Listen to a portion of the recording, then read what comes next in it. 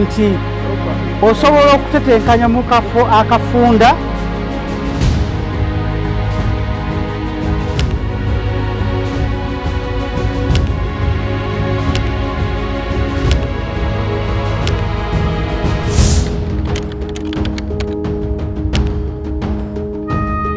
Out of the 7 things that are required to have profitable animal management enterprise, the weakest of the 7 most important things is called, tell me, answer, there's number 2, number 3, number 4, number 5, number 6. What are those things? Because you are farmers. Land, yes, it's not for you to get your own land necessarily, but you must have that place where you are calling a farm. Either it's a tenant, you've what hired, you have stolen sometimes. Symbol number 2, market kebayita akatale. Bw'omala okugamba nti neewaddeyo okola ki? Okulunda ebisolo. Kyolina okulowoozaako ekyokubiri kiki kyengenda okola kiraga wa?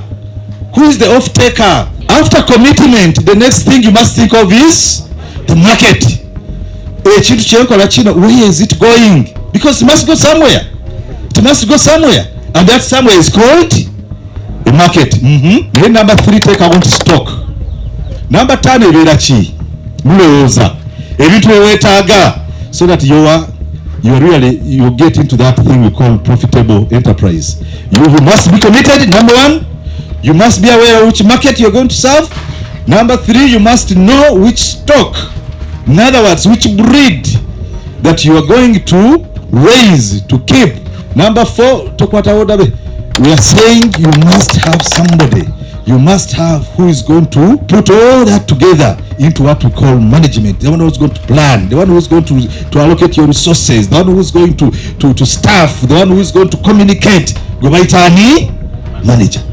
Number 5, yesigaddeyo naye ebyo byonna bikolebwa ku kye bayita kyempise land. Yes, ekisembayo ze sente. Number 5 kiki?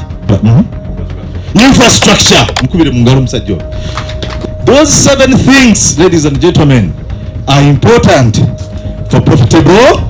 Nemba gambye number 7 are important as it is, naye number ki 7 bw'ogisoosa era abantu bangi nnyo abagisoosezza. Ogenda ajja mu ofisi zaffe nti owange badde ononye eki, I want to do some farming, I got some money from NSSF, I got my 3 billion. Nomugana kiki sente zogera kuti kati n'omuyisamu ekyo nalyoka aga nti wait a minute, ze mbadde ndowooza nti money is number what? Nokumwana nedda ssebo eno sente zino biliyoni birayininga apo olyoka biteekeko ki sente. What we are calling stock, I'm equating it to breed and breeding. So if somebody asked you, senga omuntu akubuuza ekifo ekyo endyo breeding, omugamba otya? That what is breeding? Chiche mbadde mumanyi eyo. What is breeding? If somebody asks you nti oli anagamba nti I'm an animal breeding or I'm a breeder, mulowooza aba agamba ki? What is that person saying?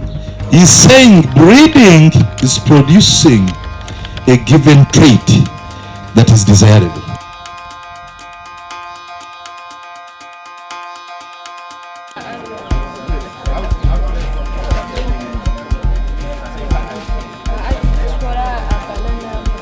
Ennyana eziba zaakazaali netuzirundira omwo okumala emyezi 3 kuba awo mwezitandikira okunywa amazzi, okulya emmere, ate era ne peretisi zaffe nazo netuziziwa.